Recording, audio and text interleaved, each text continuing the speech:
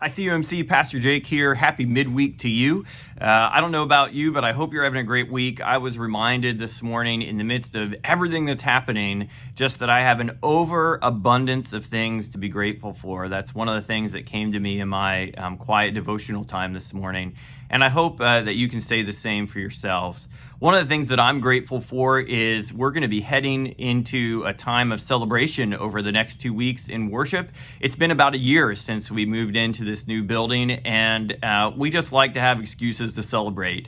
So on the 24th, Sunday the 24th, we're having a Celebration Sunday special grand opening. There's going to be lots going on. From 9 to 11:30, we're going to have special activities where we celebrate what it means to worship, to grow, to connect, and to serve. So we're going to have ways to care for our lambs, special prayer activities like Labyrinth, and we're also having this big collection for one of our serve partners, one of our new serve partners, Safe Harbour, where we're collecting soft things for Safe Harbour. So that would be these three things that you can bring in, and we're looking to collect 2,020 items. I looked this morning, I counted, we have about 36. So that could be paper towels, right?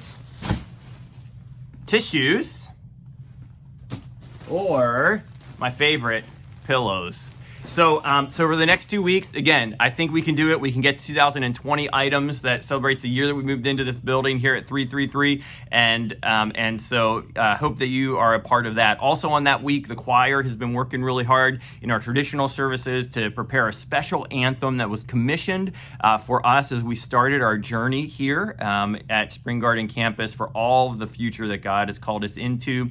Been working really hard on that, and so there's just a lot going on. Our Bishop Steiner Ball is going to be here preaching, and I think it's going to be a weekend that you will want to be here and not want to miss as we celebrate together. This week leading up to it, we're doing the same scripture verse for the 2 weeks, and we're going to just talk a little bit this weekend about the power that comes when we're rooted and grounded in love, and how that informs what it means to be the church moving forward, and that as we are rooted and grounded in love, that God is going to do more than we can possibly dream or imagine, and talk about what that's about. And so it's going to be an exciting week. It's also this week at the 11:15 service, we're going to be celebrating our builders and construction workers who helped build this building.